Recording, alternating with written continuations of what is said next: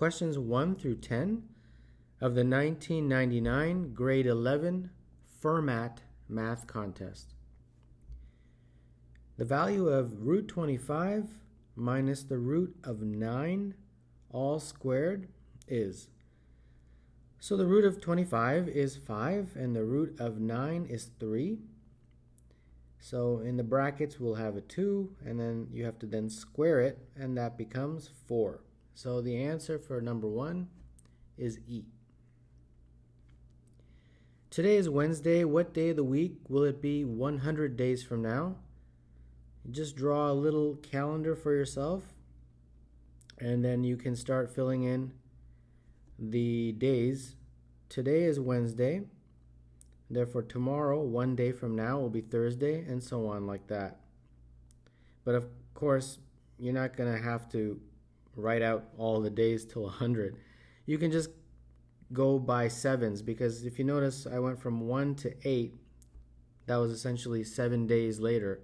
So you can quickly do that for all the other Thursdays, 15, 22, like that, 29, 36, 43, and this will eventually get you sufficiently close to 100 days.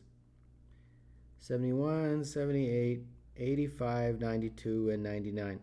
So the 99th day is a Thursday, and therefore the 100th day is a Friday. So number 2, the answer is D.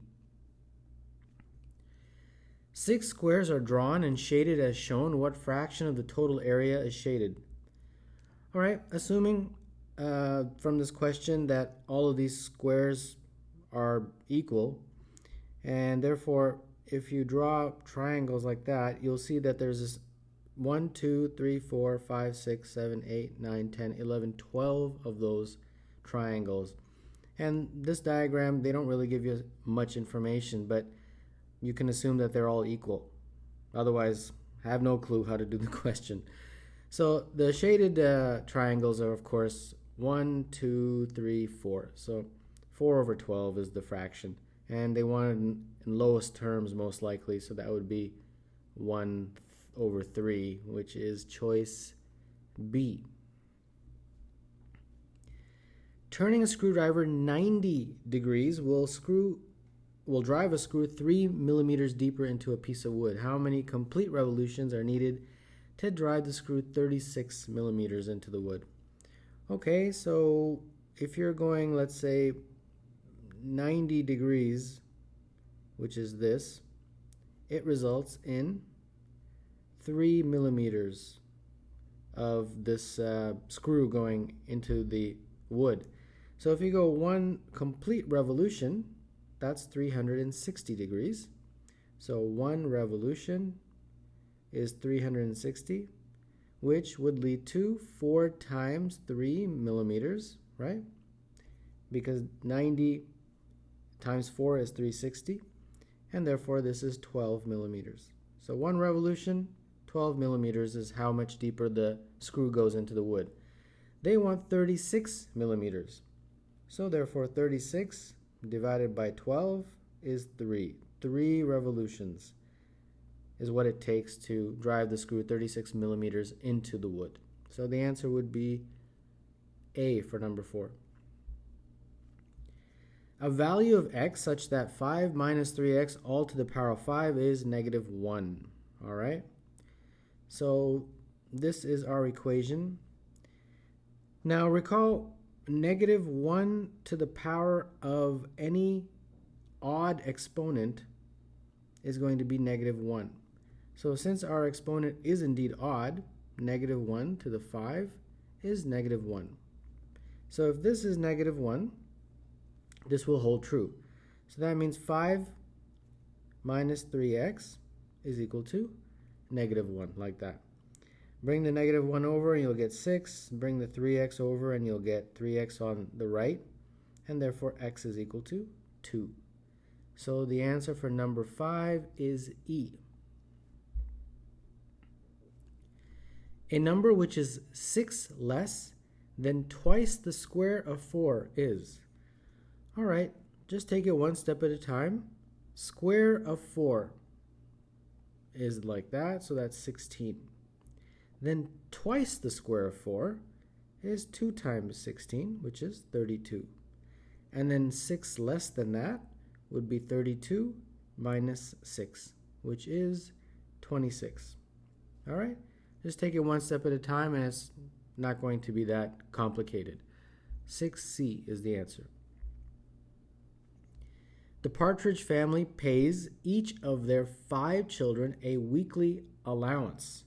The average allowance for each of the 3 younger kids is $8, and the 2 older kids each receive an average allowance of $13. The total amount of allowance money paid per week is.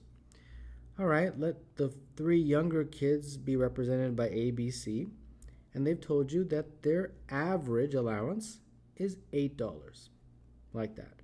So that means that A plus B plus C is equal to 24. And then let the 2 older kids be represented by D plus E, and they're saying that their average is 13.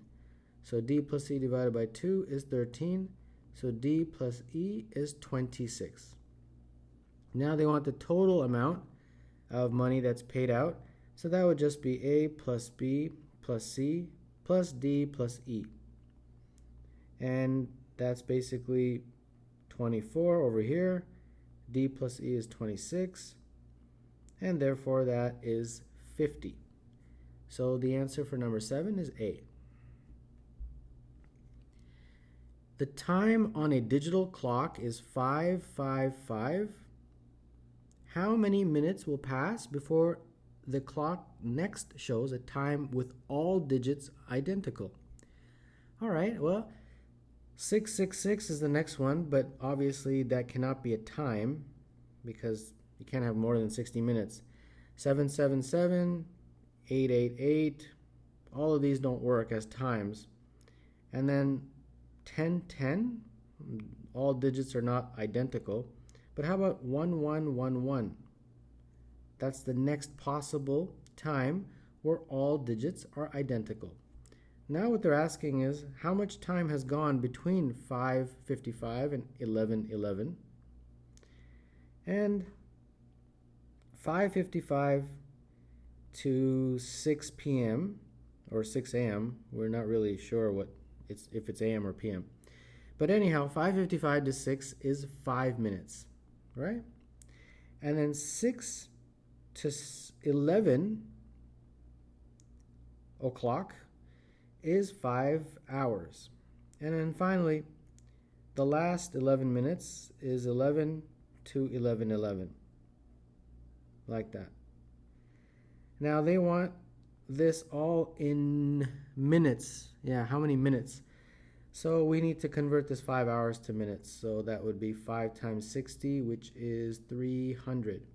So therefore the total is 5 plus 300 plus 11, which is 316. So the answer is D.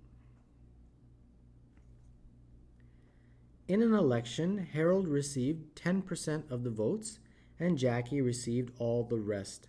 60% of the votes for Harold. If Harold won by 24 votes, how many people voted? All right, so let X equal the number of total votes, or the number of total people that voted. Same thing. So I'm assuming each person only votes once, right? So the number of people and the number of votes is the same. So 60% of X is how many Harold received. H for Harold. And the rest, which is 40%, was received by Jackie. J for Jackie. All right? Now, Harold won by 24 votes. So Harold got 24 votes more than Jackie. So that means H is equal to J plus 24. It's just a mathematical way of writing this. So now we can plug in these values into our equation. So H is 0.6x is equal to 0.4x plus 24, like that. So this looks like 0.2x is equal to 24. And therefore x is equal to 24 divided by 0.2, and that is 120. And I think that's what they're asking. Total, how many people voted? That's it. X is 120. So the answer would be 9 is E. Number 10, if x and y are each chosen from the set 1, 2, 3, 5, 10, the largest possible value of x over y plus y over x is. All right. This is just a bunch of trial and error. I always go for extreme case scenarios whenever they have any question that involves largest or smallest. So extreme case scenario is choosing the largest number for the numerator and the smallest number for the denominator, for this one right here. So that'd be 10 over 1. And then for y over x, it's basically 1 over 10. So this is 10 and 1/10, or 10.1, whichever way you want to write it. And if you fiddle around with this, you'll find there's no other values that give a larger answer than that. So for number 10, the answer is C.